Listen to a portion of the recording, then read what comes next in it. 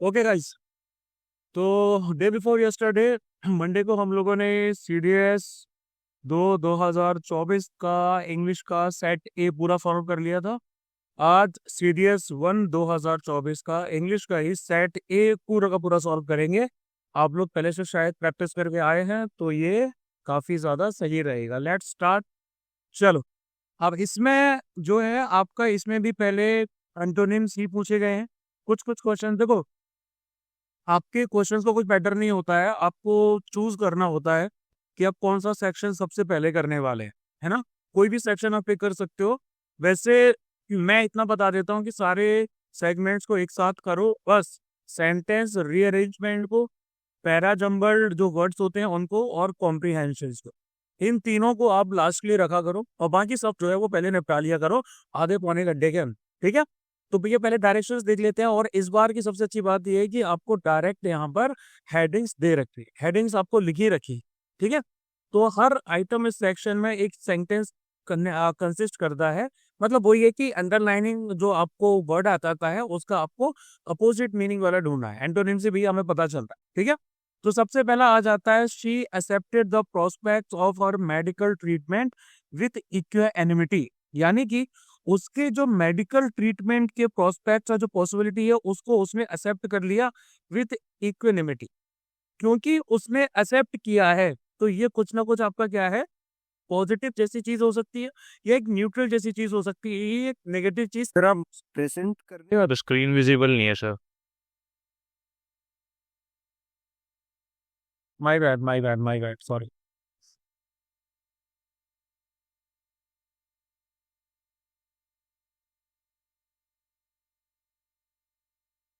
ठीक है, पहला सेंटेंस फिर से देखना कि she accepted the prospect of her medical treatment with equanimity. ठीक है, अब क्योंकि उसने अपने मेडिकल ट्रीटमेंट के प्रोस्पेक्ट को एक्सेप्ट किया है, तो ये आपका कुछ ना कुछ पॉजिटिव या फिर न्यूट्रल वाली आपको टोन्स दे रहा है ना। तो इक्वानिमिटी का मतलब क्या होता है? इक्वानिमिटी का मतलब होता है एक काम स्टेट ऑफ माइंड। ठीक है, आप एंग्री नहीं हो रहे, अपसेट नहीं हो रहे हैं, है ना, आप एकदम चिल हैं, एक बढ़िया लीडर की तरह। तो इसका अपोजिट क्या हो सकता है? कंपोजर। कंपोजर का तो मतलब सेम ही होता है ना। कंपोजर का मतलब तो सेम ही होता है भैया, कामनेस मेंटेन करना, दैट इज कंपोजर। ठीक है ना, पता है ना इसके मीनिंग सबको? यस। हाँ, कंपोजर का मीनिंग आपका सेम रहता है, काम, कंट्रोल में होना। और उसके बाद आता है प्लेसिडिटी। प्लेसिड भी हमने पढ़ा है। प्लेसिडिटी का मतलब क्या होगा? प्लेसिडिटी भी होता है total state of calmness, peacefulness, या फिर उस ट्रैंक्विलिटी। ट्रैंक्विलिटी का मतलब भी सेम होता है, ट्रैंक्विल स्टेट में होना, शांत होना, काम होना। यहाँ पर एक ही अपोजिट मीनिंग आ रहा है, दैट इज एजिटेशन, यानी कि भड़कना। एजिटेशन का मतलब क्या होता है? ठीक है, यही होता है ना।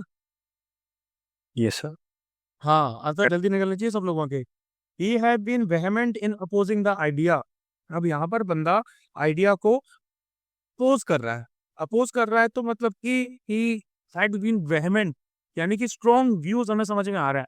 अपोज कर रहा है किसी भी चीज को तो कहीं ना कहीं नेगेटिव हो जाती है ना। अपोज करना वैसे मतलब नेगेटिव नहीं, लेकिन ये आपको कहीं ना कहीं जो फीलिंग देती है वो फीलिंग देती है टोटली स्ट्रॉन्ग इमोशंस की। ठीक है, तो वेहेमेंट का मतलब होता है बहुत स्ट्रॉन्ग, खासकर नेगेटिव टर्म्स में इस्तेमाल किया जाता है, स्ट्रॉन्ग फीलिंग्स। तो ये हो गया भैया वेरी स्ट्रॉन्ग फीलिंग्स। अब इसका अपोजिट क्या होगा? क्या इसका अपोजिट? सब क्या? Subdued? Option B. Yes. Ardent क्यों नहीं होगा?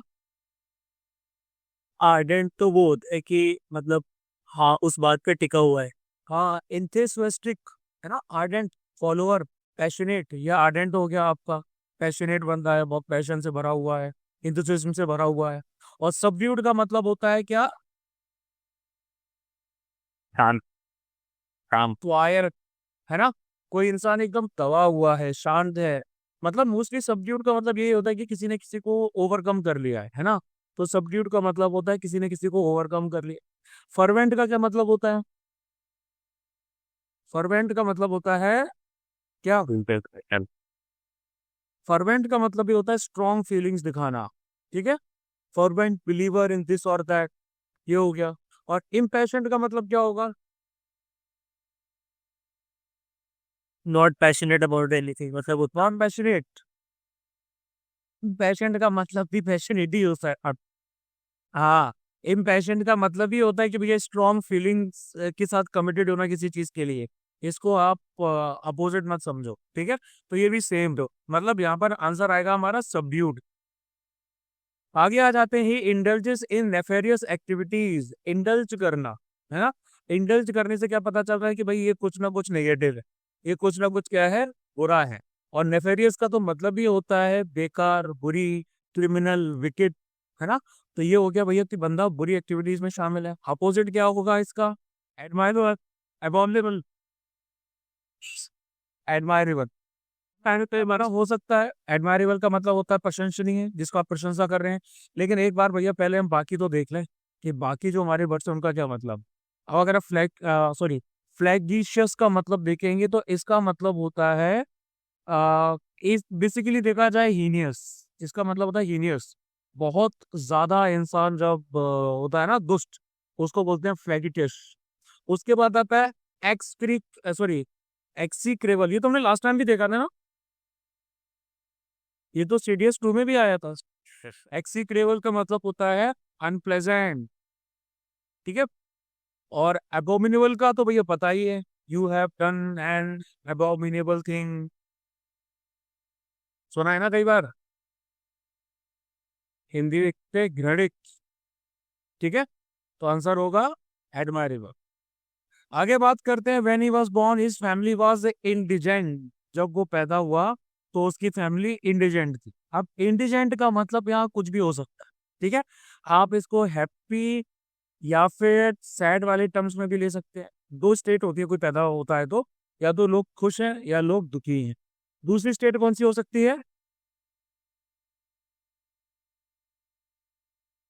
पुअर और रिच वाली, Yes, है poor, ना। इंडिजेंट का मतलब क्या होता है, poor, तो अपोजिट क्या होगा इसका, affluent, रुइंड का मतलब है बिगड़ा हुआ, खराब, है ना। एफ्लुएंट हो सकता है। लेकिन भैया पहले आप दूसरे ऑप्शंस को भी देख लो। जैसे कि आपका एक ऑप्शन आ गया है प्रीटेंशियस, है ना। प्रीटेंशियस का मतलब क्या होता है बोला जाता है ना भैया, वो तो बहुत प्रीटेंशियस है।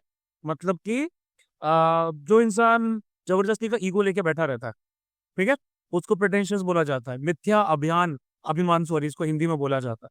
तो अपोजिट का ये तो नहीं होगा। और फिर उसके बाद आ जाता है आपका इम्पैक्यूनियस। इम्पैक्यूनियस किसका क्या मतलब होगा, कोई आइडिया।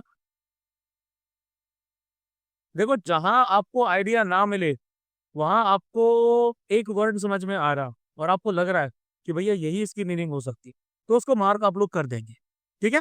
ऐसा आप कर देंगे। और ठीक है, जैसे कि भैया यहाँ हमें हो सकता है कि रुइंड की मीनिंग पता है, प्रेटेंशियस की पता है, लेकिन इम्पैक्यूनियस की नहीं पता। तो यहाँ पर हम चांस ले लेंगे कि भैया इंडिजेंट यानी कि पुअर, तो ऑपोजिट हो जाएगा एफिलुएट।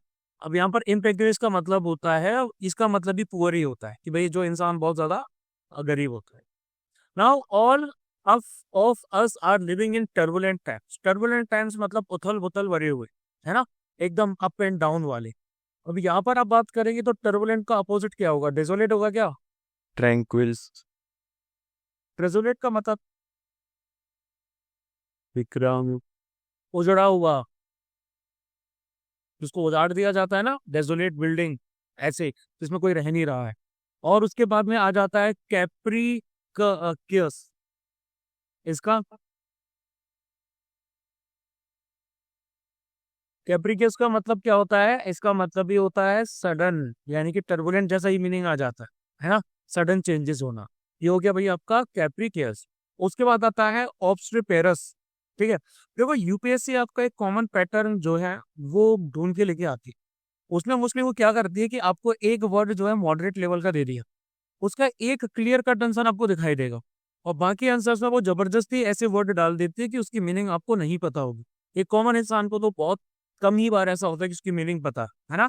तो यहाँ पर आप चांसेस जो है, जो हमारा वर्ड आ रहा है उसके साथ ही रहेंगे कि भैया यहाँ का ट्रैंक्विल ही होगा, टर्बुलेंट का वो।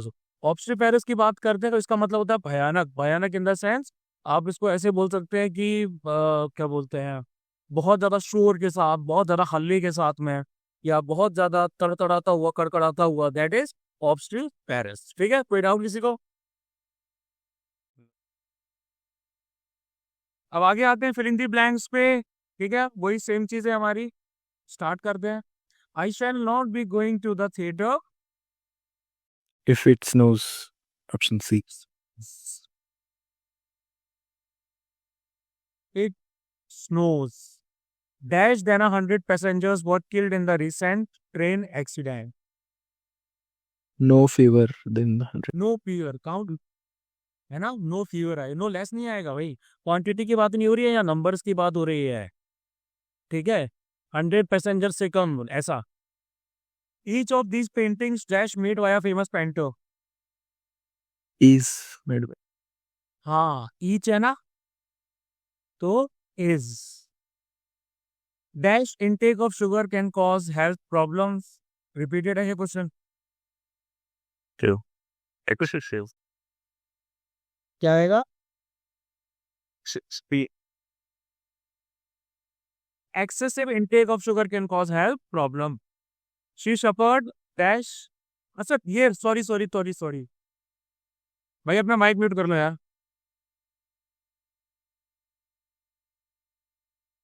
ये शायद मैंने, अच्छा हाँ ठीक है, ये एक्चुअली पिछले वाली स्लाइड ही रह गया। मैं वही बोला रिपीट कैसे हो गया। छोड़ो, ये CDS 2 का है।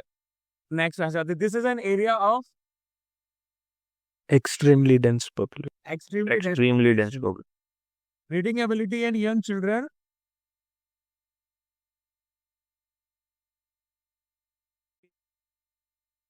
Yes, good. Field of it. D, sir, D. D पक्का? Yes sir. Yeah, correct, sir. इनमें फर्क क्या होता है वैसे ई और एफ वाले में? सर इफेक्ट मतलब ऐसा फिनोमिनल होता है I guess, affect normal effect को कि इससे फर्क। इफेक्ट का क्या मतलब होता है? फिनोमिनन कोई आई थिंक, और जैसे कि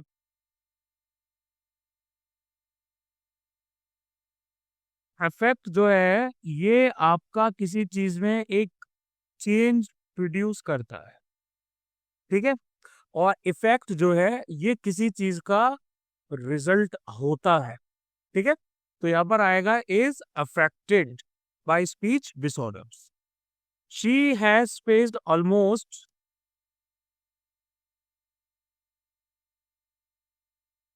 बताइए, dash difficulty in arranging the funds for the event. Sir not insurmountable, जिसको ओवरकम नहीं किया जा सकता। Our school building is visibly visibly dilapidated. Sorry मेरी टंग पे मैं लंच करके आया हूँ। डायलापिडेटेड, डायलापिडेटेड का मतलब होता है एकदम उजड़ी हुई अवस्था में, ठीक है, खराब खस्ता हाल। Ranikhet is a place of remarkably scenic sick। Running beauty. The criminal on the run managed speak। भाई किसी से नॉइज बहुत आ रहा है, म्यूट करना। ठीक है, क्या आएगा? Evade, evade capture by the police officer, ठीक है, कि भैया नहीं पकड़ा जा सका। I am dash on the ambitious project of learning one new language every year. Market start कर रहा हूँ, शुरू कर रहा हूँ, ठीक है। चल अब आ जाते हैं इडियम्स एंड फ्रेजेस, ठीक है, मुहावरे एंड लोकप्तियां। वॉकिंग ऑन एगशेल्स, एगशेल्स जो है आप उनके ऊपर चल रहे हो आप, मतलब केयरफुली एंड नॉट ऑफेंडेड और केयरफुल नॉट टू ऑफेंड और अपसेट अदर्स। देखने में सही लग रहा है, ठीक है। वॉकिंग विद ग्रेट केयर, मतलब ये तो लिटरल मीनिंग हो गया, ये तो नहीं होगा। मेकिंग अ नॉइजी एंट्री, नहीं। आप एक्सेल्स पे चल रहे हैं तो नॉइज तो होगा क्रंच करने का, लेकिन इसका मीनिंग डायरेक्ट वो यहाँ पर बिल्कुल भी नहीं है ना। अंडरटेकिंग एन अनकंफर्टेबल जर्नी, तो ऐसा कुछ नहीं है भैया, एक्सेल्स पे चलना कोई अनकंफर्टेबल चीज नहीं है। बट एक्सेल्स पे आप चल रहे हैं तो आप इसको ये समझ लीजिए कि बंदा अगर एक्सेल्स के ऊपर चल रहा है तो उनको उसकी कोशिश है कि वो टूटे ना, है ना। तो सेम केयरफुल है वो बंदा कि भैया ऑफेंड या अपसेट ना कर दे किसी और। Feather your own nest, to make one's logic comfortable. क्या ये हम कर सकते हैं पहले ही? To make one's logic comfortable sir, A sir. ये हमने किया है पहले भी, याद करो। Feather your own nest, nest already बन चुका है, आप उसमें और फैदर्स ऐड कर रहे हैं। To make money for oneself by dishonest. हाँ, to make money for oneself by way of dishonest means, ये मैंने पहले भी बताया था आपको। नेस्ट बन चुका है, आप उसमें फैदर्स डाले जा रहे हैं फिर भी। नीदर फिश नॉर फोल, ना तो ये ना तो वो। नहीं, नहीं, डिफिकल्ट टू डिस्क्राइब और क्लासिफाई, ये बेसिकली डिफिकल्ट टू डिस्क्राइब और क्लासिफाई के तौर पे यूज किया जाता है। Elephant in the room, the unavoidable Obvious problem. क्या है? हाँ, ऑब्वियस प्रॉब्लम, ये बेसिकली आपका कॉर्पोरेट में बहुत यूज किया जाता है। Can someone address the elephant in the room, मतलब द ऑब्वियस प्रॉब्लम जो सबके सामने है लेकिन जिसको सब अवॉइड कर रहे हैं। इतनी बड़ी प्रॉब्लम है, कमरे के अंदर हाथी कितना बड़ा है ना? तो उस प्रॉब्लम को लेकर सब लोग अवॉइड कर रहे हैं। A ship has sail, What is press opportunity? Opportunity has pass, मौका हाथ से निकल गया। अब आ जाते हैं पैरा जंबल वर्ड्स पे। चलो इनको कर ही लेते हैं साथ में, आगे पीछे क्या करना, ठीक है? लेकिन आप लोगों को ऑर्डर समझ में आ रहा होगा, ठीक है? तो कोई है आपका ordering of words in a sentence. सबसे पहला वाला आ जाता है आपका, ऑप्शंस के बेसिस पे हम लोग देखेंगे। आपका ऑप्शंस आ रहा है, directive principles of state policy which though not justiciable are fundamental to the governance of the country and it is the duty, यानी कि क्यू के बाद में एस आना चाहिए था। पी और क्यू तो मैच कर रहे हैं आपके, लेकिन क्यू और एस मैच नहीं कर रहा, तो ये ऑप्शन नहीं होगा। ये सकता है। हाँ, एक बार देख लेते हैं धीरे धीरे से। उसके बाद आगे देखते हैं कि fundamental to the governance of the country and it is the duty, ये तो कोई स्टार्टिंग लगी नहीं रही। आगे बात करेंगे, the constitution lays down certain directive principles of state policy which though not justiciable are fundamental to the governance of the country and it is the duty of the state to apply these principles in making laws। मतलब सही match कर रहा है। एसपीआरटी को देखें तो of से तो स्टार्टिंग आपकी होती नहीं। 22 की तरफ आते हैं, क्यू से स्टार्ट करेंगे, ऑप्शन ए से। The geopolitical and geoeconomic landscape where aspects related to application of military force in a multipolar world is dynamic are evolving rapidly, ये तो मैच नहीं कर रहा है ना, पूरा सेंटेंस फ्लो में नहीं है। सी की तरफ देखते हैं, in a multipolar world is dynamic are evolving rapidly, ये भी नहीं है। डी की तरफ देखें, in a multipolar world is dynamic the geopolitical, नहीं ये भी नहीं है। पता चल ही रहा है ऑलरेडी हमें, है ना? अब देखो ऑप्शन ए की बचता है, ऑब्वियस है, लेकिन देखेंगे, the geopolitical and geoeconomic landscape in a multipolar world is dynamic where aspects related to application of military force are evolving rapidly। ठीक है, चलो नेक्स्ट अगेन एबीसीडी करके देखेंगे, पीक्यूआरएस देखेंगे। International security taking into account it's national security interest and priorities, India has participated, नहीं नहीं नहीं नहीं, ये तो कहीं से मैच ही नहीं कर रहा। आपका पी और क्यू तो जो है वो कर ही नहीं रहे हैं। बी को देखेंगे, in the international security arena relating to disarmament, non-proliferation and ना ये भी मैच नहीं करता। क्यू से देखते हैं, India has participated actively in multilateral forums, international security, नहीं ये भी मैच नहीं कर रहा। ऑब्वियस सी बात है, डी होगा answer. India has participated actively in multilateral forums relating to, है ना, forums relating to disarmament, non proliferation and international security, taking into account its national security interest and priorities in the international security arena। आ रहा है ना समझ में कि भैया हमें कहाँ से स्टार्ट करना है, किसी भी सेंटेंस को क्या करना है? यस, चलो नेक्स्ट नाम आते हैं, आरपीएसक्यू से स्टार्ट करेंगे। Children in the age group of 5 to 8 years are directly linked to the formal education system through Sarva Shiksha Abhiyan, आप क्लोज कोऑर्डिनेशन विद द, नहीं होगा। ठीक है, उसके बाद बी की तरफ देखें, आप close coordination with the Sarva Shiksha Abhiyan linked to the formal education system through children in the age group of 5 to 8 years are directly, ये भी नहीं मैच कर रहा। Children in the age group of 5 to 8 years are directly linked to the formal education system through a close coordination with the सर्व शिक्षा अभियान, थोड़ा बहुत लग रहा है। लास्ट का देखेंगे, a close coordination with the children in the age group of 5 to 8 years are directly linked to the formal education system through Sarva Shiksha अभियान, ये ज्यादा ठीक नहीं, ये भी ठीक नहीं लग रहा। एक स्टेट आपको सी वाले को देखते हैं फिर से। Children in the age group of 5 to 8 years are directly के बाद लिंक आना चाहिए, यानी कि RP, link to the formal education system through a close coordination with the Sarva Shiksha Abhiyan. ठीक है।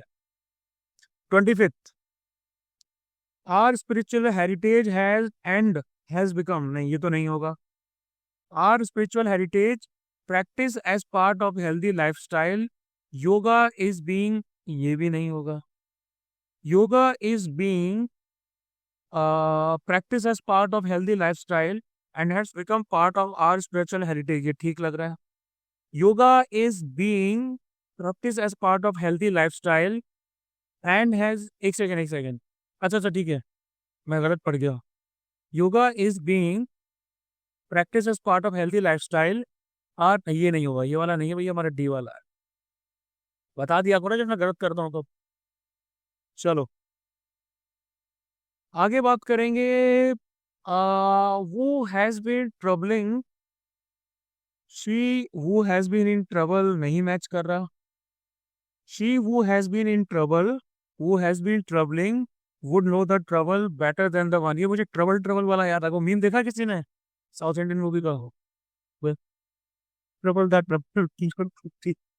नहीं ये नहीं है, ये भी नहीं है शायद। ठीक है, आगे बात करते हैं। she who has been in trouble would know the trouble better than the one who has been troubling, obvious सी बात है, ठीक है, लेकिन इसको बाद में देखेंगे। who has been troubling better than the one, नहीं भी।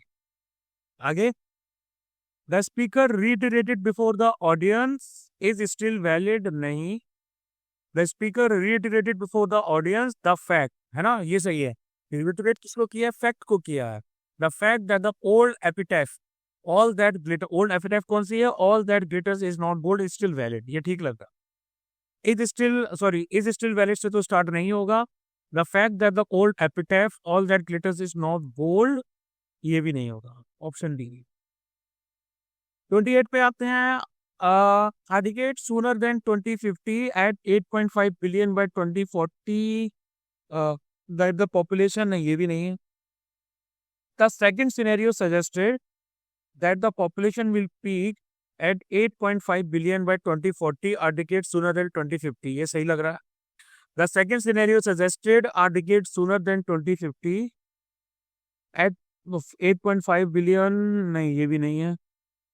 A decade sooner than 2050, the second scenario suggested, नहीं ये भी नहीं है, ऑप्शन बी। पढ़ के समझ में आ जाता है भैया सेंटेंस कनेक्ट हो रहा है कि नहीं हो रहा। आगे, peace is always the only alternative turbulent times, नहीं, अल्टरनेटिव टर्बुलेंट टाइम्स के बीच में कोई कनेक्शन नहीं है।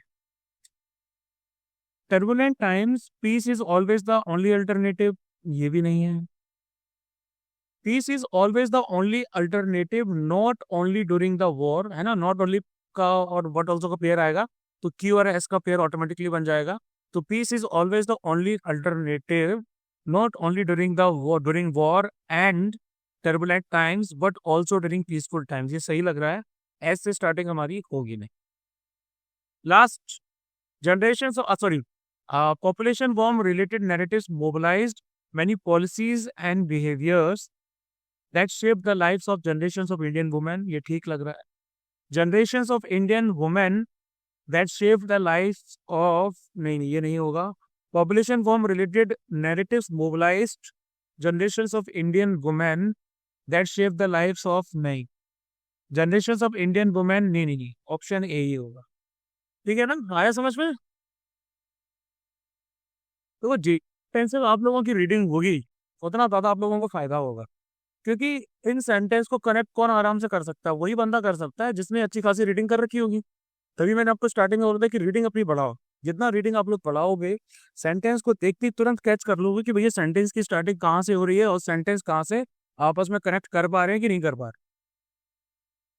ठीक है, सेंटेंस रीअरेंजमेंट ये करेंगे बाद में यार, मुझे बहुत बेकार लगता है, इसको मैं लास्ट में ही करूंगा। ठीक है, पहले हम लोग कर लेते हैं वर्ड कैटेगरी। अब देखो, वर्ड कैटेगरी, वर्ड क्लासिफिकेशन वही सेम चीज़ है जो हम लोग करते आए थे अभी तक। ठीक है, देखते हैं इसको। She sings much better than I do, better क्या है? Before. एडवर्ब कहाँ से आया? एडर, फिर ये कंपैरेटिव डिग्री है, कंट्राक्शन हो रहा है, adjective. The story was in all the dailies. Now daily newspapers. Smoking is injurious to health. Verb. Work कैसे हुआ? कैरेट Parent. आईएनजी है। Gerund है. हाँ, आईएनजी में क्या होता है आपका? जेरेंड, यानी कि स्मोक प्लस आईएनजी। और जेरेंड क्या होता है? जेरेंड एक ऐसा नाउन होता है जो आपका आईएनजी के फॉर्म में दिखाई देता है, जिसको आपने क्या, जो कि आपका एक क्रिया से बना है ना, यानी कि एक वर्ब से बना है। स्मोक करना, यानी कि स्मोक, टू स्मोक, है ना, वो आपका वर्ब पार्टिसिपल हो जाता है। और स्मोक सिंपल करना आपका वर्ब आ जाता है, आईएनजी ऐड कर दिया, स्मोकिंग बन गया, that is gerund. What made you choose the one rather than the other?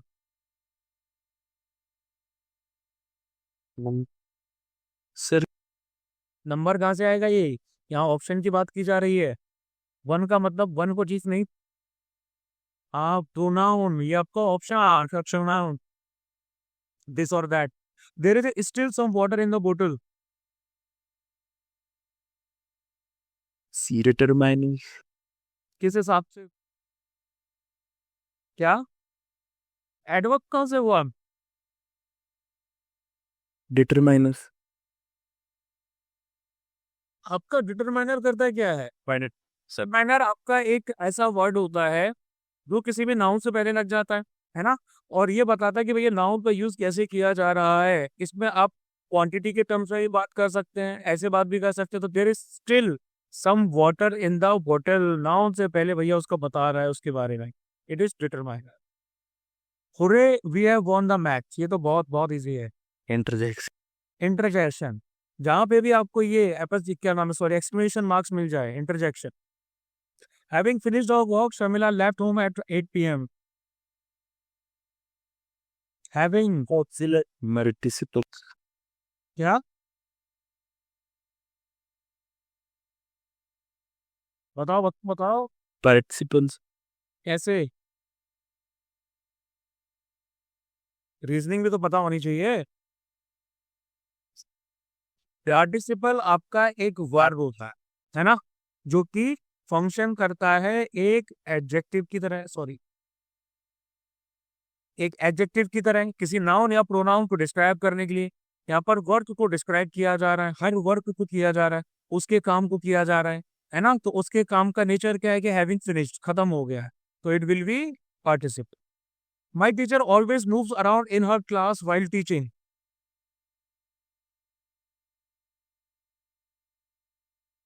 B. या Adverbs. एडवर्ब, सॉरी, हाँ adverb. The cantankerous man of the town roar around the market place. Cantankerous को हमने देखा था last time, चिड़चिड़ा जगतालू, adjective है ना। Man का नेचर क्या है कि वो झगड़ालू। India is revered as the fountainhead of democracy in the world today. Noun. Noun. सही है अब है- श्वास. क्या? 41st जो क्वेश्चन था सर. बोलिए। शी सिंग्स एक वर्ब है ना सर, उसको डिस्क्राइब कर रहे हैं ना मच बेटर. सिंग करना आपका हो गया है वर्ब, शी हो गया आपका प्रोनाउन, उसके बाद में आ गया much better than I do. ये जो मच बेटर देन लगा हुआ है, इसको हम क्या बोलते हैं? ये तो कंपेरेटिव. ये शी है और ये आई है, दो लोगों के बीच में क्या हो रहा है यहाँ पे? Comparative. Comparison. Better, E R क्या डिजिग्नेट करता है? Comparative noun. E S T होता है ना, तो होता आपका सुपरलेटिव।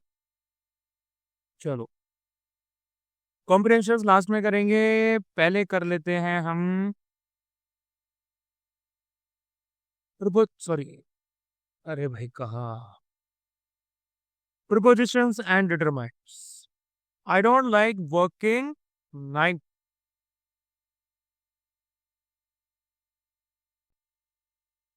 क्या? At night. At night. Yes sir. I'll see you in the morning in the morning. There is a mark on the wall. on the wall. Shalini usually goes to work because she has always been very polite to me. I'm fed up With you. with you. We had a discussion about the project. इनमें number किसी के नहीं कटने चाहिए भाई, ठीक है? She is capable. Of winning the race.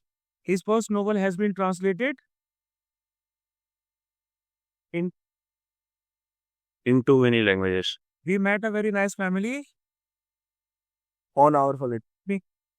During our holiday. Vacation होता है हॉलीडे. चलो अब आ जाते हैं स्क्वाडिंग एरर्स पे, ठीक है? During recession, many companies were compelled to decrease their workforce.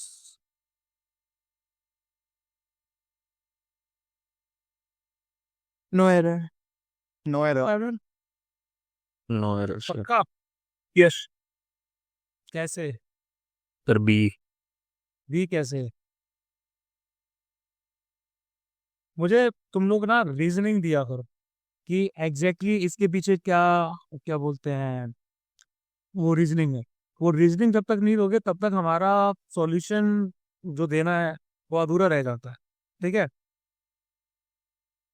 तो नो एरर ही लग रहा है. हाँ सर, सही लग रहा है. During recession, many companies were compelled to decrease their workforce.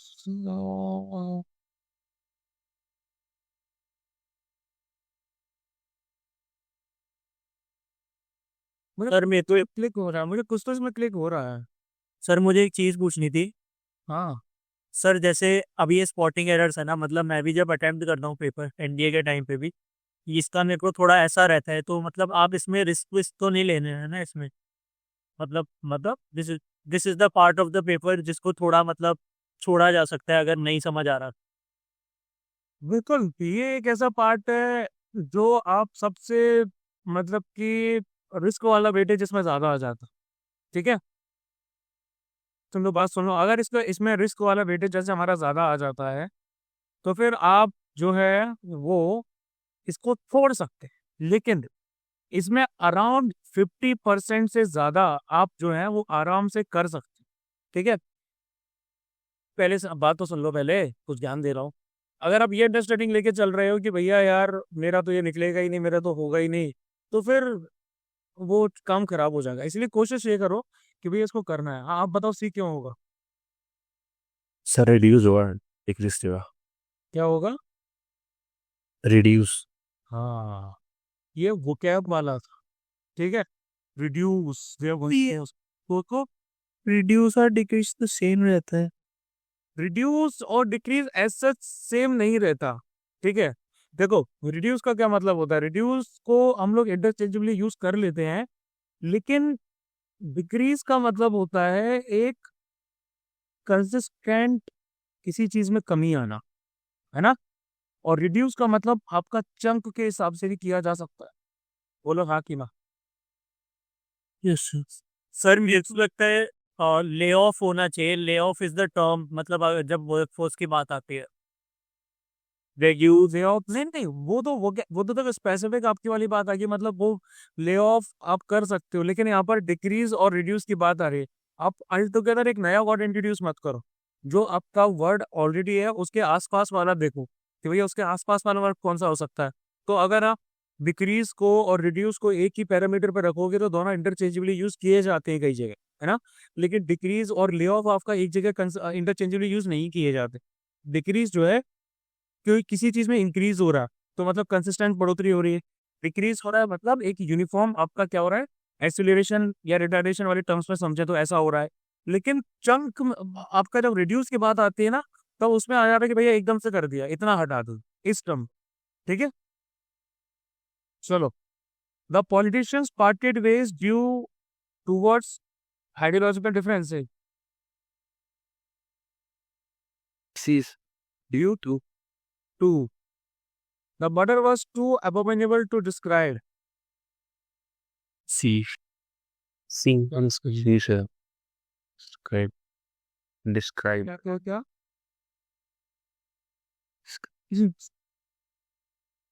each new word in this book have a different meaning.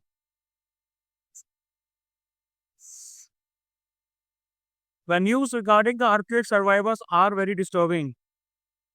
Yes. These equipments must have cost a fortune.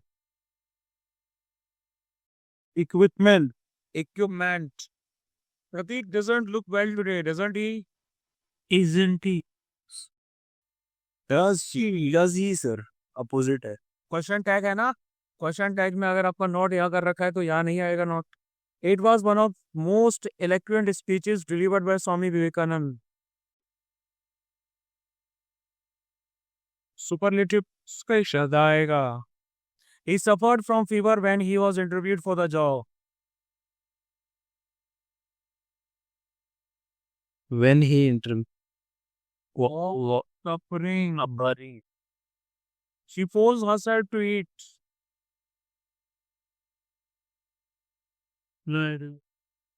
She forced herself to eat. She forced herself to eat. Okay. She forced herself to eat. हाँ ठीक है, no error. चलो mute कर लो भाई, किसी के mic से थोड़ा नॉइस ज्यादा आ रहा है. अब आ जाते हैं सिनोनिम्स की तरफ. विनिंग मतलब similar meaning. Winning the world cup was the most accelerating moment for the Indian cricket team. यानी कि वर्ल्ड कप जीता है तो बहुत एक्साइटिंग खुशी वाला माहौल होगा, है ना.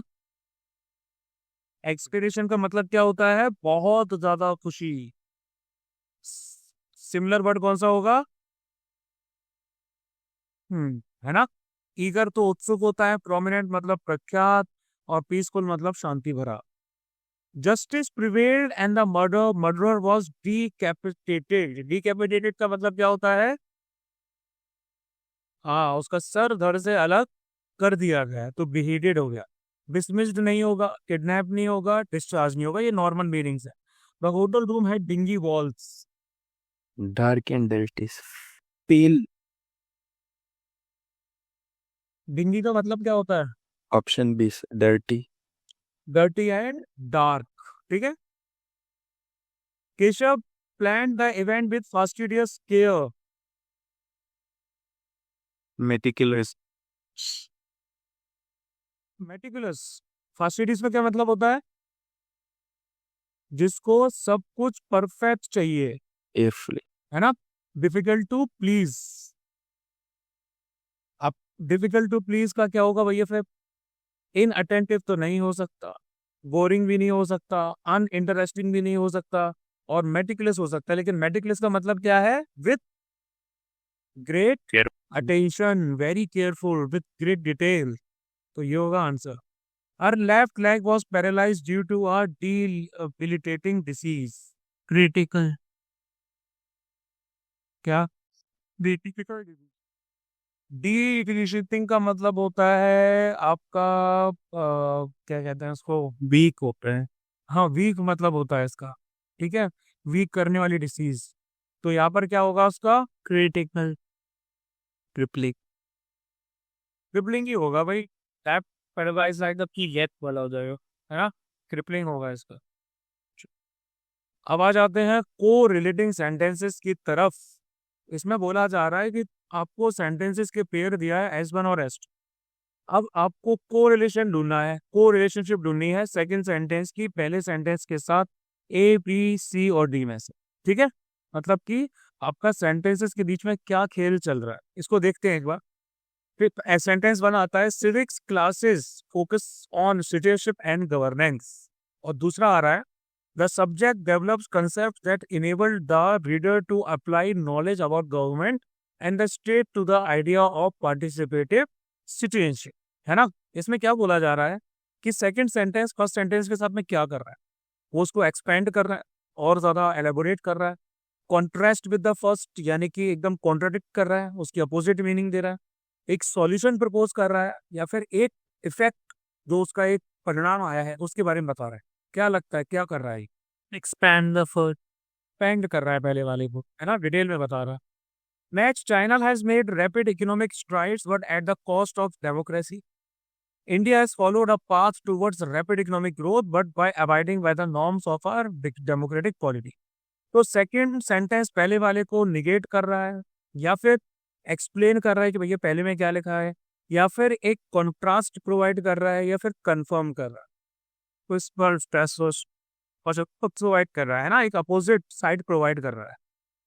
The concept of right or wrong needs to be determined on the basis of principles, and when it comes to matters related to the field of human rights, positions should be based solely on principles.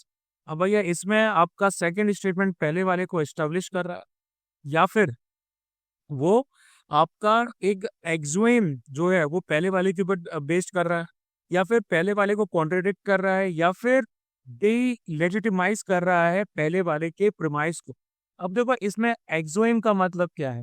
एक्सोइम का मतलब होता है वो उसको अपने आप में proof कर रहा है ना, वो उसको अपने आप में प्रूफ कर रहा है, या तो ये कर रहा है या फिर डिलेजिटिमाइज कर रहा है भैया पहले वाले के कंसेप्ट को। इसको समझना ऐसे कि जो कंसेप्ट राइट या रॉन्ग का होता है उसको प्रिंसिपल्स के बेसिस पे डिटरमाइन किया जाना चाहिए। और जब भी आपके मैटर्स आते हैं जिसमें ह्यूमन राइट्स की फील्ड के बारे में बात की जा रही है, तो पोजीशंस जो है वो सोलली प्रिंसिपल्स के बेसिस पे होनी चाहिए। तो इसमें आपका जो सेकंड सेंटेंस है वो क्या कर रहा है, वो पहले के ऊपर बेस्ड है, पहले के जो प्रिंसिपल हैं उसके ऊपर बेस्ड है, यानी कि वो एक एक्सोइम बना रहा है। एक दोनों सेंटेंसेस खुद में खुद को क्या कर रहे हैं, सही प्रूव कर रहे हैं। The concept of ahimsa was adopted by Gandhiji after he was introduced to it by Tolstoy. The latter first read about it in German translation of Tirukkural, the great moral treatise in Tamil, was sentenced to much in the same way that Gandhi was influenced by Tolstoy. In the United States of America, Martin Luther King Jr. shaped his civil rights movement based on Gandhian principles. तो second वाला sentence पहले वाले को counter कर रहा है क्या? Counter तो नहीं कर रहा, Provides an analogy. हाँ एनालॉजी दे रहा है कि ये जैसे गांधी जी ने सीखा टॉल्स्टॉय से, वैसे मार्टिन लूथर किंग ने सीखा गांधी जी से। तो provides N analogy for the first. उसके बाद आता है the best ever cricket captain India has ever had is XYZ. As captain, XYZ has won considerably more matches for India than any other captain. इसमें आपका second sentence पहले वाले को रिबट कर रहा है, या फिर आपका पहले वाले का प्रोमाइस सेट कर रहा है, या फिर कंट्रास्ट कर रहा है, या फिर पहले वाले की मीनिंग को वो डाइल्यूट कर रहा है। बताइए रिबट का मतलब क्या होता है? किसी चीज को गलत करवाना, है ना। लेकिन इसमें तो बोला गया कि भैया फलाना कैप्टन आपका सबसे बढ़िया कैप्टन था। क्यों था? क्योंकि उसने इतना इतना कुछ किया था। मतलब वो पहले वाले का प्रोमाइस सेट कर रहा है कि क्यों वो सही है।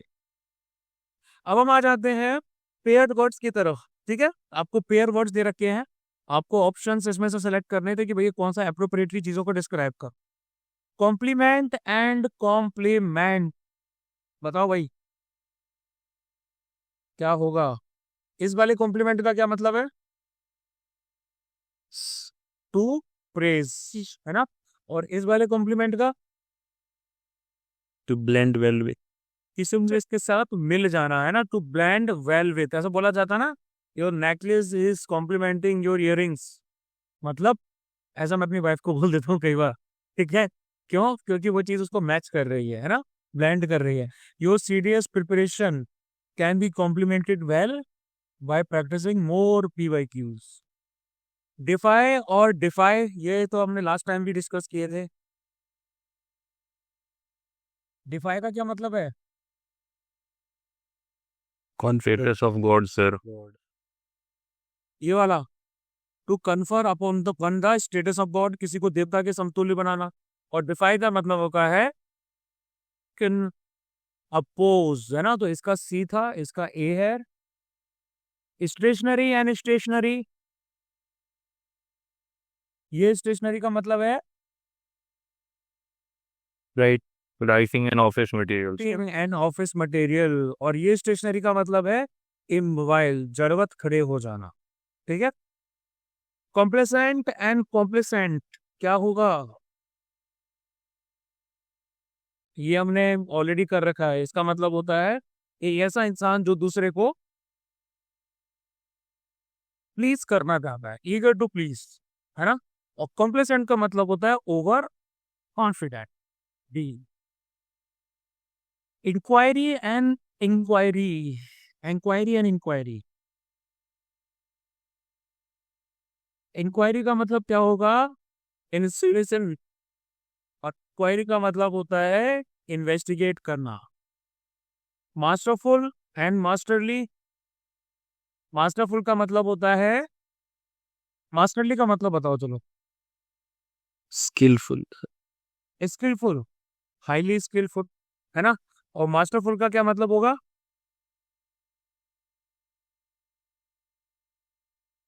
इम्पेरिक्स। मास्टरफुल, मास्टरफुल, मास्टर मतलब किसी का मालिक, मतलब इम्पेरियस। अब इम्पेरियस का मतलब क्या है? इम्पेरियस का मतलब होता है डोमिनेटिंग, ठीक है। Border and border. बॉर्डर का तो मतलब होता है boundary, resident of food gang, lords resident. और बॉर्डर का मतलब होता है food and lodge resident, boarding, day boarding, ऐसे।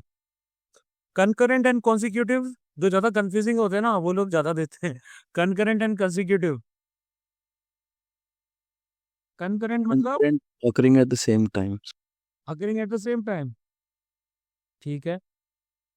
और consecutive One after the One after another. One after another. Epitaph और एपिटैफ। एपिटाफ का तो मतलब होता है किसी के टूमस्टोन पे लिखे हुए शब्द। और एपिटैफ का मतलब होता है कोई फ्रेज जो आपकी किसी गुण का वर्णन कर रहा हो, एट्रीब्यूट। Discomfort and डिस्कम्फिट।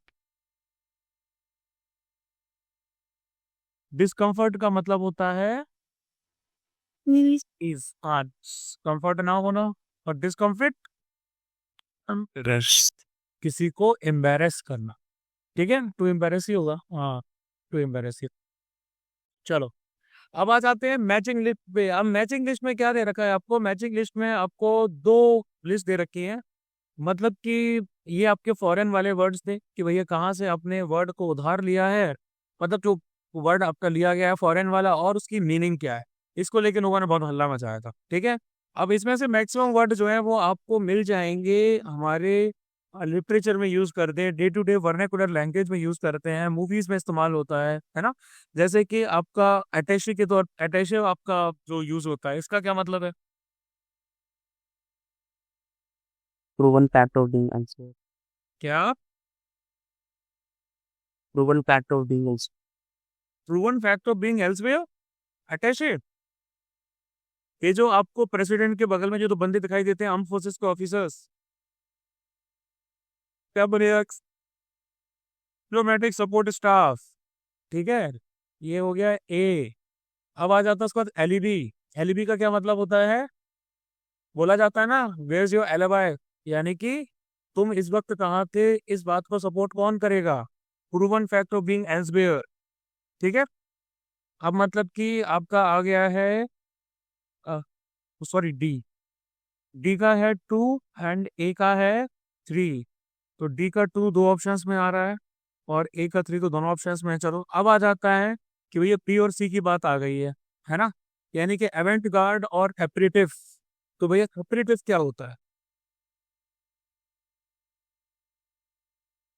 एपरेटिव एक आपकी ड्रिंक होती है जो मील से पहले ली जाती है, यानी कि बी का फोर हो जाएगा। और एवेंट गार्ड हो जाता है न्यू एंड एक्सपेरिमेंटल। अब आगे आ जाते हैं अगेन सुई जेनरस, ये लैटिन वाले वर्ड्स आ जाते हैं आपके। इसमें तो आपको सुई जेनरस, फैक्टा नॉन वर्बा, म्यूटेसिस म्यूटेंडिस और नॉन सेक्यूट्योर, ये थोड़े से कानूनी वाले शब्द हैं, ठीक है। ये फैक्टा नॉन वर्बा तो शायद मैंने किया था। देखो, सुई जेनरस का मतलब होता है कोई भी चीज जो यूनिक होती है, यानी कि नथिंग एल्स लाइक, है ना। ए का हो गया थ्री, मतलब ये हमारे ऑप्शन चले गए। ए का थ्री है तो डी का टू हो गया। नॉन सेक्यूटरी का मतलब हो जाता है conclusion not drawn from stated logic, जो लॉजिक दे रखा है उससे अपने कंक्लूजन को ड्रॉ नहीं किया। ठीक है, अब उसके बाद में आ जाएगा हमारा फैक्टा नॉन वर्बा। फैक्टा नॉन वर्बा समझ में आ रहा है ना? Yes sir. Facts non verbs, है ना? वर्ब मतलब वर्ड, डीड्स नॉट वर्ब्स। तो बी का हो गया 4, तो मतलब सी का 1। मिडेटिस मिटेंटिस का मतलब होगा रिमेनिंग सम डिस्पाइट चैलेंज चेंजेस। ऑप्शन हुआ ए। अगेन कौन सा है ये तो पता ही होगा। वाइन फूड कौन सा है? Expert in matters of taste, है ना? तो ऑप्शन ए और बी में से होगा। ए का मतलब आपका, सॉरी ए का क्या था यार, मैं भूल गया। अच्छा सॉरी, मैंने गलत कर दिया, गलत कर दिया, ये हट जाए। ए का आपका जो है 4 होगा, है ना? तो मतलब ए का 4 है, डी का 1 है। डेब्रिस मतलब स्कैटर्ड रिमेन्स। अब आ जाता कल डेसैक एंड डोजियर। डोजियर तो आप सबको पता है, collection of document. Collection of documents on someone और समथिंग। तो कल डेसैक हुआ street with a closed end. तो इसका कौन सा होगा? ए का 4 है, बी का 3 है, D. Deja vu. Feeling of having experience. कभी कभार कोई सपना आता है ना कि भैया यहाँ पर कोई चीज आप सामने देखते हो, हमको लगता है ये तो हम पहले देख चुके हैं। तो फीलिंग कि भैया ये चीज पहले भी हो चुकी है, of having experience the present, यानी ए का 2 हो गया। बी और सी, मतलब बी का 1 जाएगा। लजाइस फेयर, ये इकोनॉमिक कंसेप्ट है। Policy of minimal governmental interference, ये मैंने एमसीक्यूज में कवर कराया है ना, कि मार्केट को अपने हाल पे छोड़ दो, गवर्नमेंट के इंटरफेरेंस मत करो, वो अपने आप हो जाएगी। तो लजाइस फेयर ये हो गया, तो डी का 1। अब उसके बाद आता है faux pas and en route. En route तो भैया हम सबको पता है, ड्यूरिंग द कोर्स ऑफ अपनी। तो सी का 4 एंड डी का होता है 2 एंड बी का होता है 3। टैक्टलेस रिमार्क और एक्ट फॉक्स पास, ए। आगे आ जाते हैं फसाड, बाहरी आवरण। Principal front of a building, बाहरी आवरण, फसाड। ठीक है, ए का हो गया 1। ए का जब 1 है तो डी का है 2, बैरे। क्या होता है? Round flat step. Round flattish cap, जो आप लोग जाके एकेडमी में लगाएंगे। फसाड हो गया, ए का 1, डी का 2। अब आ जाता है लाइजन। जब आपको एक यूनिट से दूसरी यूनिट भेजा जाता है या एक फोर्स से दूसरी फोर्स भेजा जाता है, तब आप दोनों के बीच में लाइजन होते हैं। Diplomatic support staff. हाँ, यानी कि डिप्लोमेटिक सपोर्ट स्टाफ। तो बी का हो गया 3 और सी का हो जाएगा 4। Maisonette, rooms with separate entrance in a building. अच्छा, ये भी तो फॉरेन वर्ड ही थे, चलो ठीक है। सॉरी, ये भी एक तरीके से फॉरेन वर्ड्स हैं आपके। एडेप्टेशन ऑफ बोरोड वर्ड्स, मतलब यहाँ फॉलोइंग आइटम्स में सर्टेन वर्ड्स को आपने इंग्लिश में कहीं और से लिया है ना? सेम चीज ही है। मतलब कि अब आपसे पूछा जा रहा है कि भैया अप्रोप्रिएट मीनिंग बताइए, यानी कि अप्लोम्ब का मतलब क्या होता है?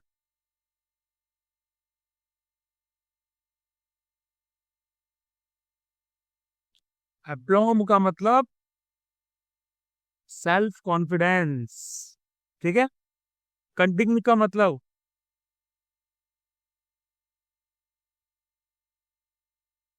थोड़ी तो प्रैक्टिस करके आया करो ना। कंटिन्यू का मतलब कंटिन्यूमेंट सुना है ना, मतलब कि किसी ने कोई चीज किया है तो वो उसको सजा सही मिली है, fitting and deserve punishment appropriate to wrong doing.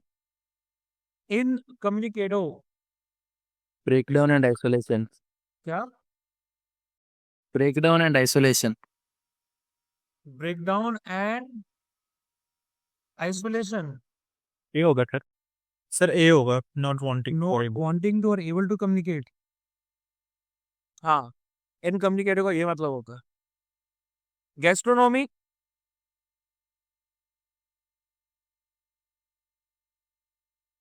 Gastronomy तो पता है ना क्या होती है? Study of digestive system. नहीं नहीं नहीं नहीं नहीं नहीं नहीं नहीं। कड़ी ऑफ कॉस्मिक। डाइजेस्टिव सिस्टम होता नहीं, वो आपका गैस्ट्रिक कैनाल होती तो है, लेकिन वो जुड़ा हुआ तो फूड से है ना। तो art and science of fine food and eating, ठीक है, ये होता है गैस्ट्रोनॉमी। एक्सपेट्रिएट,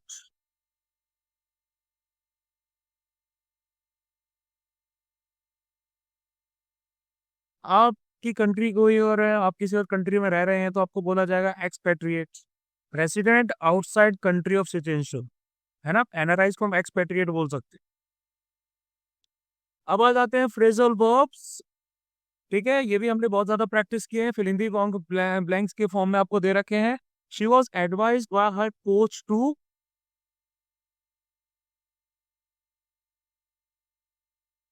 कोच ने क्या एडवाइस किया है?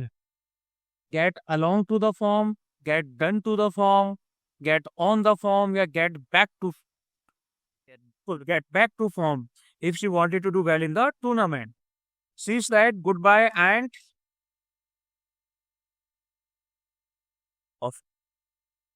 ऑफ नहीं होगा, ट्रिप ऑफ वायर को करते हैं आप, अलार्म को करते हैं। ट्रिप इन मतलब गड्ढे में चले जाते हैं, अलोंग द रोड है मतलब tripped over along the road. The team reported that they had,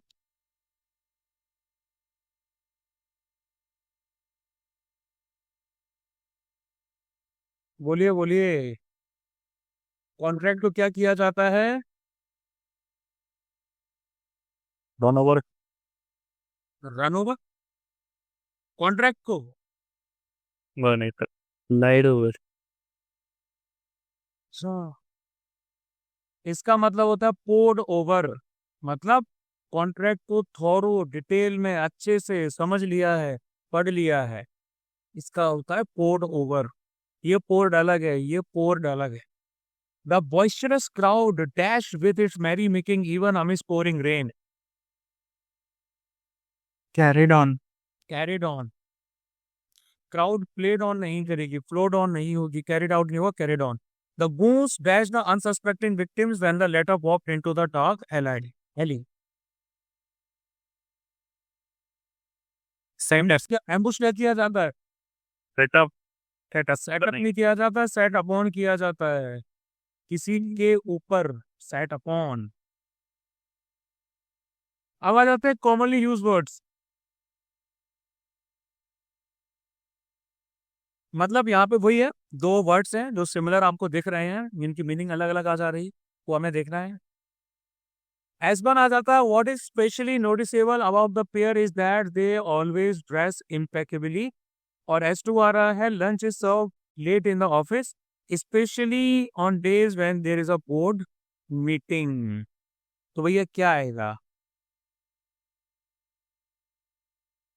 ये वाले स्पेशली का क्या मतलब होता है?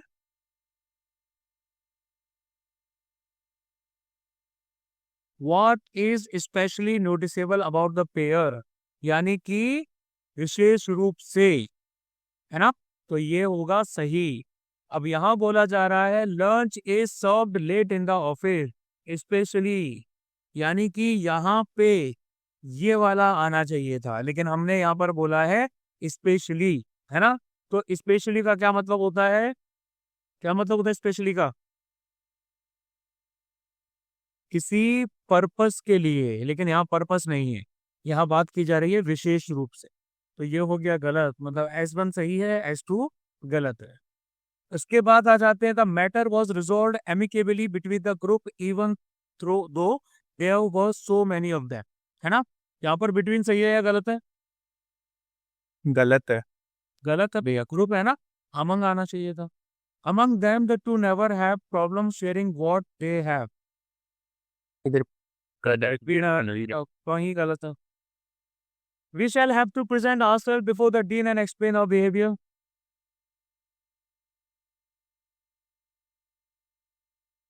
सही है। They will need to get their act together if they wish to win the contract. ये भी सही है, दोनों सही। I have not seen her since a long time.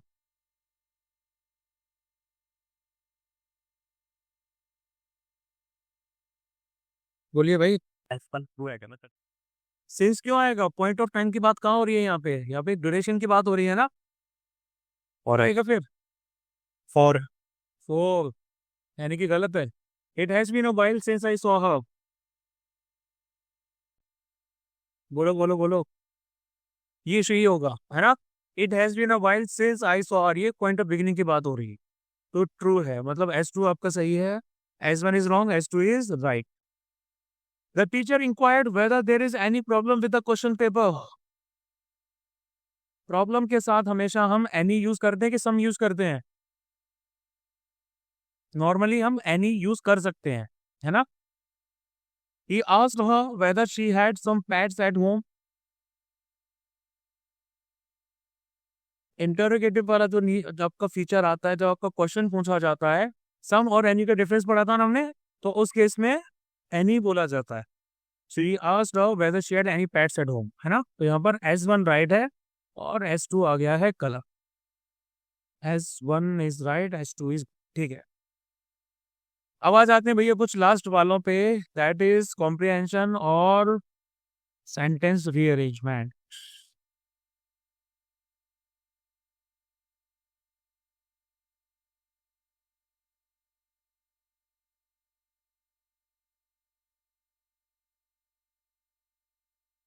पहले सेंटेंस रीअरेंजमेंट करता है भैया. ये बहुत ज्यादा दे देते हैं ये लोग. जिस चीज में टाइम ज्यादा लगता है ना, उस चीज को ये लोग ज्यादा दे देते हैं. अरे कहाँ कहाँ जा रही है इसलिए.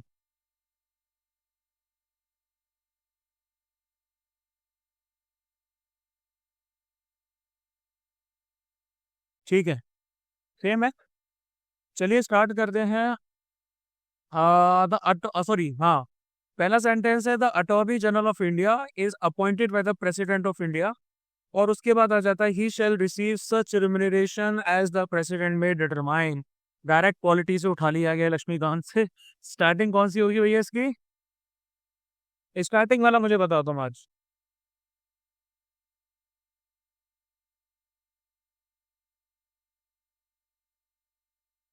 अटॉर्नी जनरल को प्रेसिडेंट ऑफ इंडिया अपॉइंट करते हैं, है ना? The Attorney General shall hold the office during the pleasure of the President. कौन सा वाला है? क्यू वाला. अटॉर्नी जनरल प्रेसिडेंट के हिसाब से अपना ऑफिस होल्ड करते हैं, ड्यूटीज को परफॉर्म करते हुए. राइट ऑफ ऑडियंस रहता है. फिर कोई भी पर्सन क्वालिफाइड जो जज के लिए रहता है उसको अपॉइंट किया जा सकता है. देन एस आ जाता है, ड्यूटीज आपकी ये रहती हैं. और फिर उसके बाद में ही शैल रिसीव. अच्छा मुझे एक बात बताओ, यहाँ ड्यूटीज की बात की जा रही है, यहाँ ड्यूटी की बात की जा रही है, तो आपको ये लगता है पी और एस कनेक्टेड होने चाहिए, यस सर. लेकिन बी वाले में तो नहीं है कनेक्टेड, है ना? सर पहले एस से स्टार्ट होना चाहिए ना, एस से स्टार्ट होना चाहिए. आर से स्टार्ट होना चाहिए शायद. अच्छा, हमने पॉलिटी में क्या पढ़ा है? हम पॉलिटी में सबसे पहले बंदे की क्या पढ़ते हैं? Eligibility, qualification. Yes, qualifications. हाँ, तो आर से स्टार्ट होगा ना. Any person qualified to be a जज of the Supreme Court can be appointed for the post. फिर उसके बाद में अब ड्यूटी की बात कर रहे हैं. ड्यूटी उसकी ये सब आ जाती है जो हमने ऑलरेडी पढ़ रखा है, इतना लंबा नहीं पढ़ना हमें. उसके बाद में आ जाएगा क्या? अब आएगा duty in the performance of his duties. Right of audience है उनके पास. फिर the attorney general shall hold office during the pleasure of the president, ये सबसे लास्ट में आता है.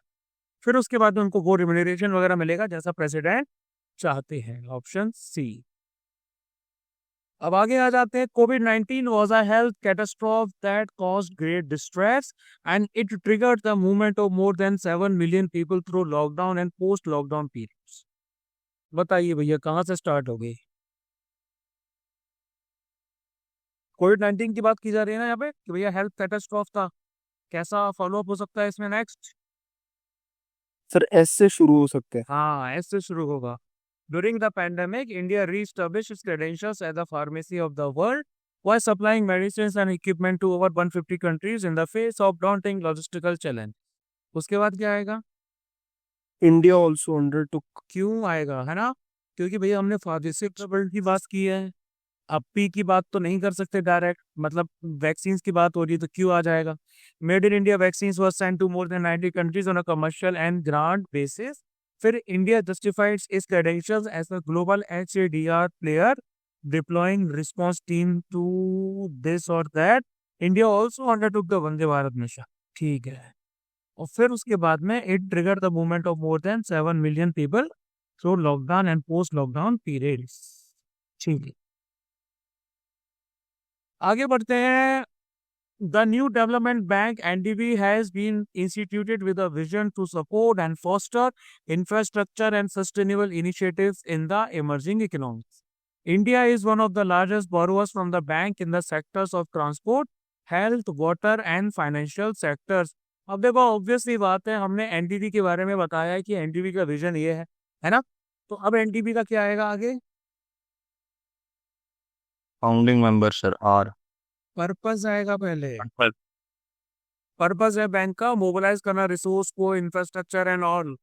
उसके बाद में आएगा each member country has a share holding of 20%।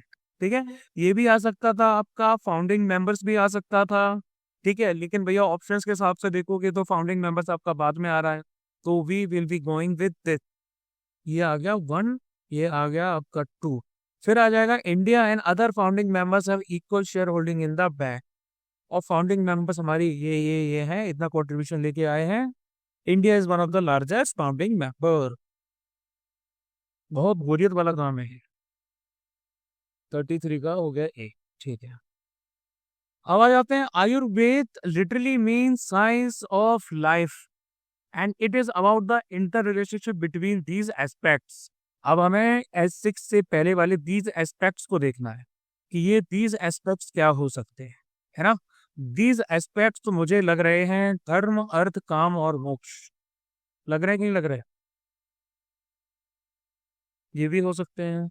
अच्छा, सॉरी, ये आ तो क्या है? Physical, mental, spiritual and social aspects of human being आ गया ना? मतलब हैंडिंग आपकी क्यू से होगी। यस सर बिल्कुल, हैंडिंग हमारी जो है वो क्यू से हो जाएगी, है ना? क्यू वाला एक ही ऑप्शन दिख रहा है। स्टार्टिंग का भी देख लेते हैं। आयुर्वेद का मतलब है साइंस ऑफ लाइफ। ठीक है, और आयुर्वेद टेक्स एंड इंडिकेटेड नहीं आएगा, ये भी नहीं आएगा, ये भी नहीं आएगा। Ayurveda has evolved from various Vedic hymns rooted in the fundamental philosophies about life, disease and health। ये आ गया पहला। क्यू वाला भैया आपका लास्ट में आ गया। ठीक है, ये 4th आ गया, तो मतलब PRS की सही लग रहा है हमें। ये आ जाएगा 2nd एंड ये आ जाएगा 3rd, और लास्ट में एस्पेक्ट्स पे से कनेक्ट कर दिया। मतलब बेसिक चीज या तो आप एंड वाला ढूंढिए या फिर आप स्टार्टिंग वाला ढूंढिए। ठीक है, The National Education Policy 2020 is an important policy on education। और उसके बाद the policy was formulated through consultation process at every stage from pre-formulation to formulation and implementation। अब सबसे पहले NEP के बारे में बताया है कि ये एजुकेशन पे एक इम्पोर्टेंट पॉलिसी है, तो इसके बाद वाला सेंटेंस कौन सा हो सकता है?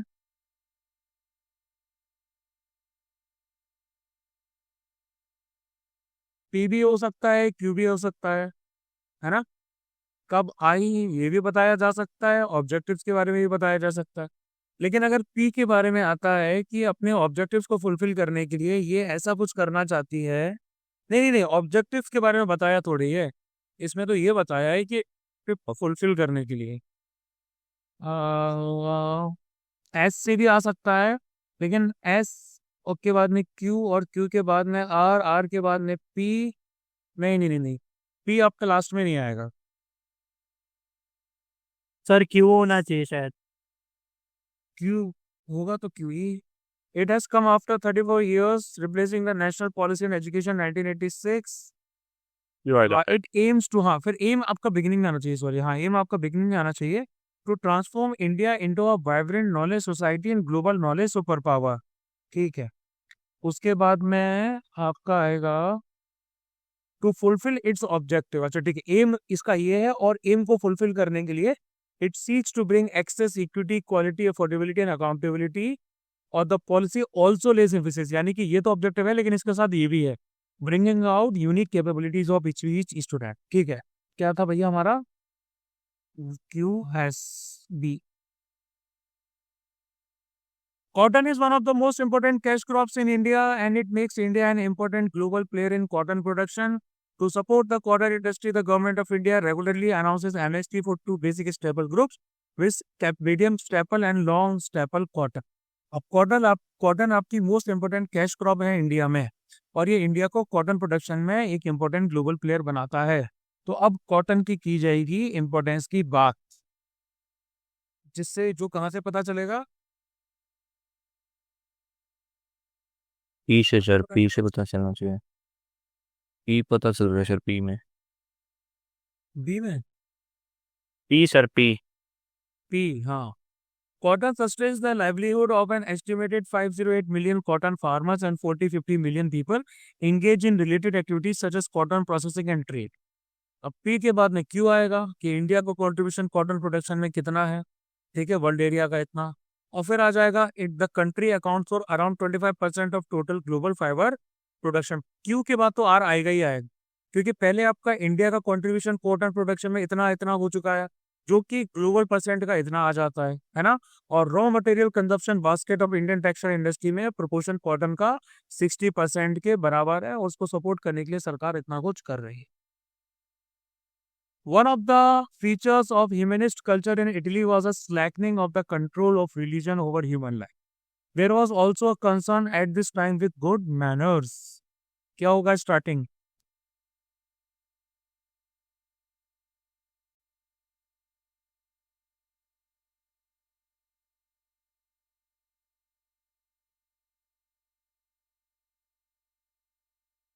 अब देखो पहला सेंटेंस देखो, ह्यूमनिस्ट कल्चर का इटली में फीचर था कि रिलीजन का कंट्रोल ह्यूमन लाइफ पे कम किया जाए, है ना.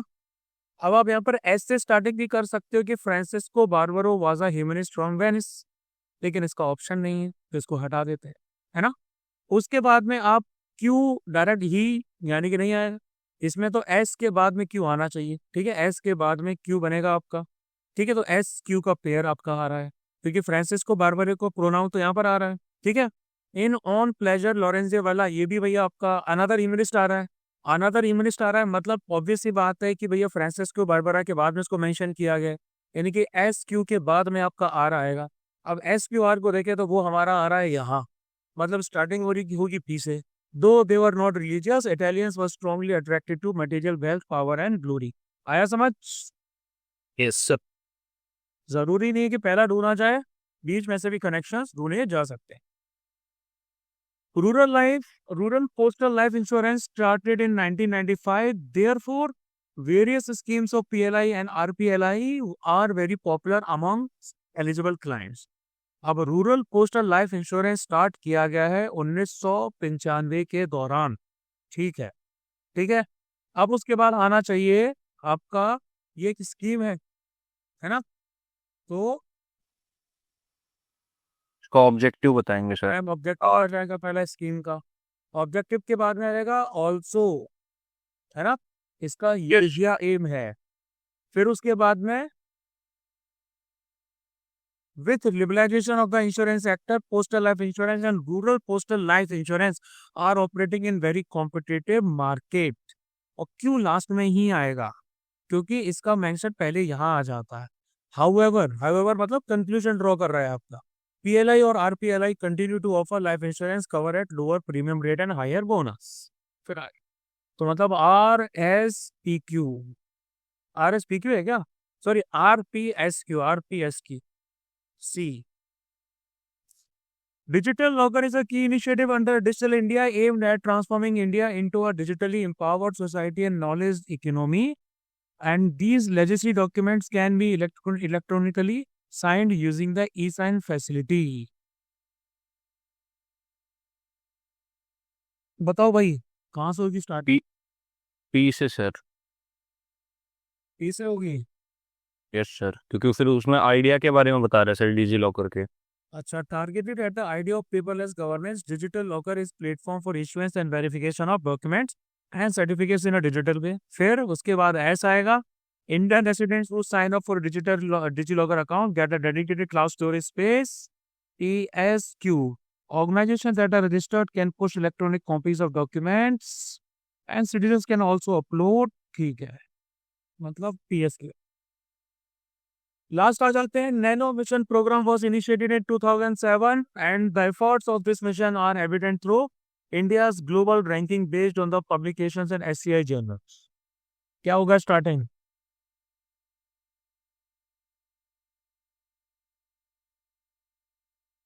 बताओ. नैनो मिशन को लॉन्च किया 2007 में, तो उसके बाद क्या आएगा मिशन का objective, aim, goal? It's goal Q. Yes sir. है ना, क्यों? QRPS को करें. गोल के बाद में क्या आएगा?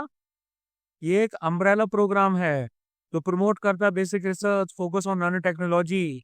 फिर उसके बाद the nano mission is likely to pave path for India's domination in cutting edge science. The support under this extends to this और दैट। ये हो गया। मैं सर इसको जल्दी में करवाता हूँ क्योंकि इसमें लग जाता है टाइम। बोलो बोलो। एस पहले नहीं आएगा पी से। एस पहले क्यों आएगा? एस स्लैब का पी से पहले क्यों आएगा? एस पी का तो कोई पेयर ही नहीं बन रहा है।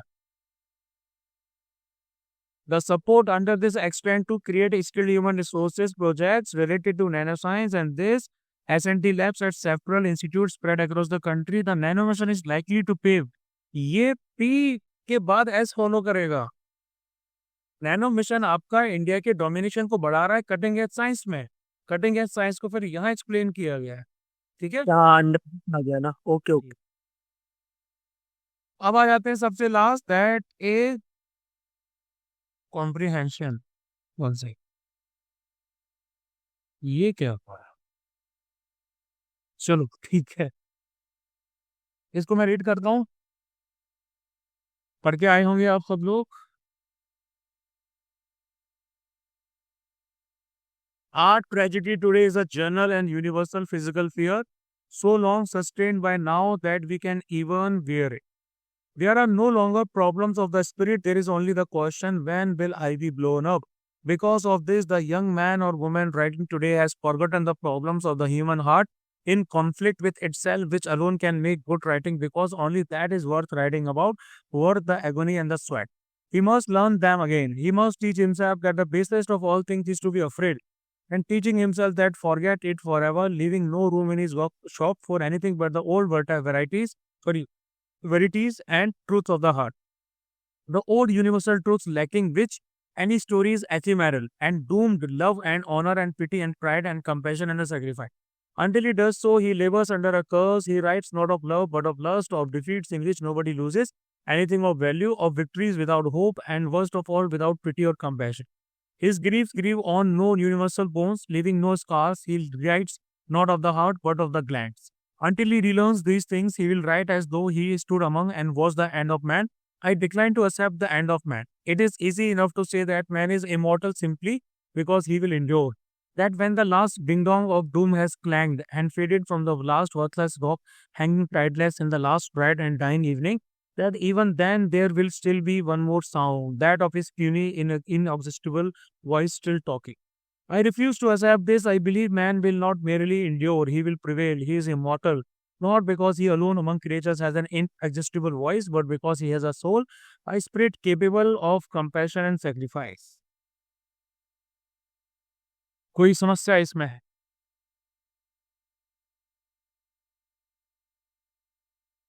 बोलो बोलो। हाँ ना, कुछ तो बोला करो यार। A writer's workshop should be filled with, writer की वर्कशॉप किस चीज से भरी होनी चाहिए? कहाँ लिखा है? ephemeral facts.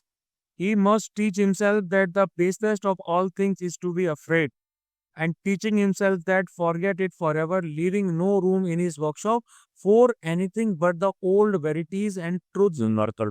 मतलब कि इस प्रोसेस में एक सेकंड ओल्ड वेरिटीज और ट्रूथ्स ऑफ द हार्ट होने चाहिए। ठीक है, old universal truths lacking which any story is ephemeral and doomed love and honor and pity and pride and compassion and sacrifice. तो यहाँ देखोगे तो भैया वर्कशॉप में क्या भरा होना चाहिए? Universal truths.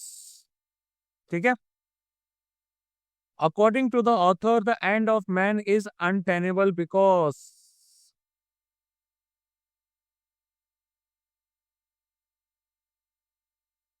of his mortal life. of his mortal life. Of his spirit, sir. Of his spirit. End of man is untenable. Untenable का मतलब क्या होता है?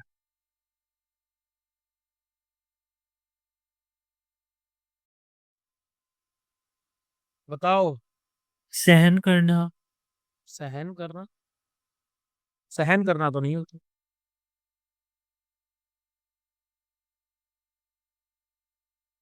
अनटेनेबल का मतलब होता है जिसको पचाया ना जा सके, है ना।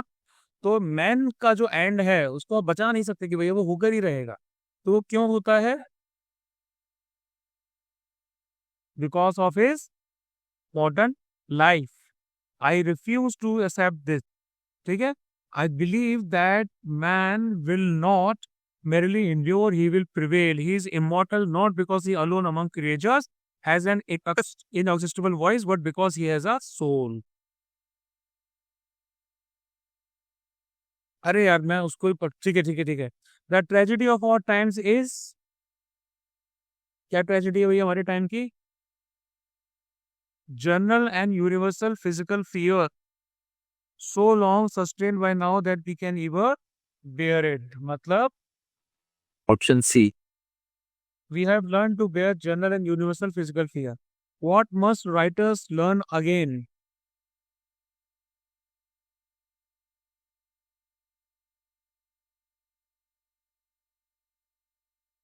There is only the question. Problems of human art, sir. Problem had been conflicted.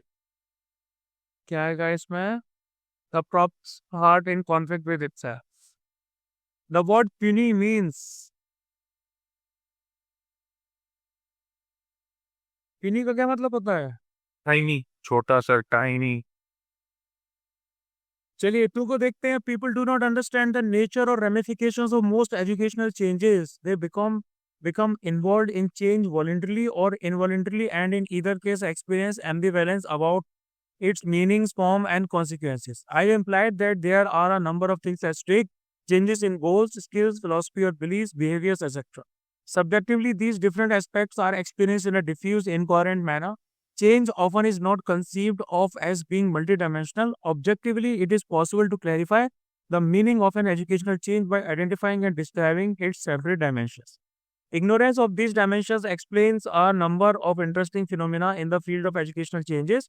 For example, why some people accept an innovation they do not understand, why some aspects of a change are implemented and others not, why strategies for change neglect certain essential components. The concept of objective reality is a tricky.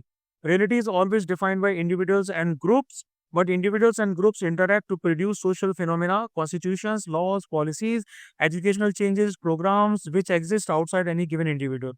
There is also the danger that the objective reality is not only the reflection of the producers of change and thus simply a glorified version of their subjective conceptions. We can reduce this problem by following the practice of posing double questions. Why is the existing conception of reality on a given issue followed quickly by says who? ऐसे passage आपके समझने वाले नहीं हो। इनको आप समझने बैठोगे आधा घंटा लग जाएगा। ये उस नेचर के हैं ही नहीं जिनको आप समझो, है ना। यहाँ पर खेल सिंपल है। कीवर्ड को उठाओ, उसके आसपास देखो और उससे जो मिलता जुलता आंसर है जो आपको स्ट्राइक कर रहा है वो आपको पिक करना है ना। यहाँ आप स्टार्टिंग से लेके एंड तक इसको नहीं समझ सकते क्योंकि ये हाई इंटेलेक्ट लेवल का आ जाता है। हाई इंटेलेक्ट मतलब कि वर्ड्स को बहुत घुमा फिरा के यूज किया जाता, ठीक है। तो people do not understand the nature और ramification of most educational changes because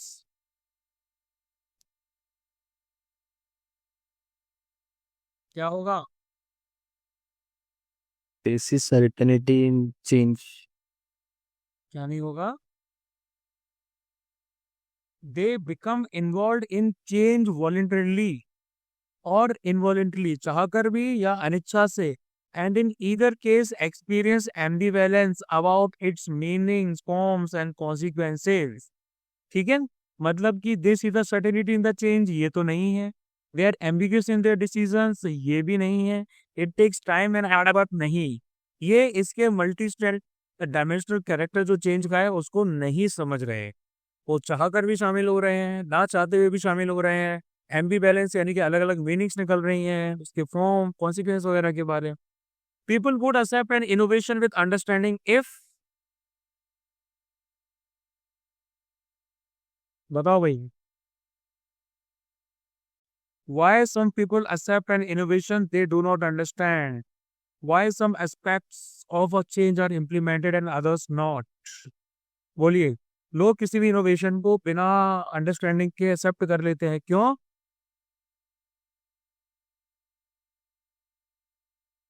They find the meaning of innovation in their use. क्या बता रहे हो? A वाला. They find the Okay, sir. They find meaning of innovation in their use. Their use, ऐसा कहाँ लिखा है? Objectively, it is possible to clarify the meaning of an educational change by identifying and describing its separate dimensions. ठीक है, कि आप किसी educational change की मीनिंग को क्लैरिफाई कर सकते हो, उसके सेपरेट डायमेंशंस के बारे में डिस्क्राइब करके, उसको आइडेंटिफाई करके। अगर आप एक डायमेंशंस को इग्नोर करते हो तो उससे बहुत सारे इंटरेस्टिंग फिनोमेना आते हैं, ठीक है, और in the field of educational changes, है ना। तो ये क्लियर आपका कोरिलेट हो रहा है इसके साथ, मतलब कि क्या clarification, there is clarity regarding its aspects. What is the caution the author sounds with regard to objective reality? The concept of objective reality is tricky, है ना, लेकिन इसके साथ में उसने क्या कॉशन जोड़ा हुआ है? Reality is always defined by individuals and groups, लेकिन individuals और groups interact करते हैं, social phenomena produce करते हैं, which exist outside any individual, given individual. There is also the danger that objective reality is only the reflection of the producers of change and thus simply a glorified version of their subjective conception. मतलब objective reality जो है वो आपकी influenced हो सकती है subjective thinking से और कंसिडरेशन से। यही मतलब निकल रहा है कि नहीं निकल रहा? Yes, sir. Which two words in the passage mean the opposite of the word whole?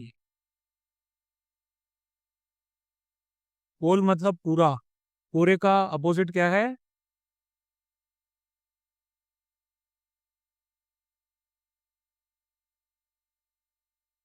Components and dimensions भाई। कंपोनेंट होना, डायमेंशन होना मतलब एक पार्ट होना। सबसे last, which of the following sums up the idea of the author? Author के idea को sum up क्या किया जा रहा है कि चेंज सब्जेक्टिव है और ऑब्जेक्टिविटी लेता है कंसेप्चुलाइजेशन से to implementation. Subjectivity can not be ruled out by describing the main dimensions of change. It is difficult to conceptualise the change which satisfy all sections with understanding. या change has to be conceptualised collectively in its many dimensions and dealt with objectively. हमने दो ही चीजों की तो बात की है यहाँ पे। हमने बात की है change often is not conceived of as being multi dimensional, और दूसरा कंसेप्ट ऑफ ऑब्जेक्टिव रियलिटी की हमने बात की, ठीक है। यहाँ पर ये डेंजर है कि ऑब्जेक्टिव रियलिटी रिफ्लेक्शन हो सकता है प्रोड्यूसर्स ऑफ चेंज का, मतलब एक सिंपली ग्लोरीफाइड वर्जन उनके सब्जेक्टिव कंसेप्शन का। इस प्रॉब्लम को हम कैसे खत्म कर सकते हैं? डबल क्वेश्चंस देने के साथ कि भैया एग्जिस्टिंग कंसेप्शन रियलिटी का क्या है इस गिवन इशू पे, और उसके बाद आता है कि भैया किसने कहा है। तो आप इसको ऐसे समझ सकते हो कि चेंज सब्जेक्टिव तो नहीं है, चेंज ऑब्जेक्टिव है, ये तो नहीं होगा आपका। सब्जेक्टिविटी का तो इश्यू यहाँ पर है ही नहीं, ठीक है। सी या डी में से आपका हो सकता है आप, लेकिन यहाँ पर आप ये बोलेंगे change has to be conceptualize collectively in its many dimensions and, है ना, objectively it is possible to clarify the meaning of an educational change by identifying and describing its separate dimensions and dealt with objectively, यानी कि इसके objective reality के concept के साथ।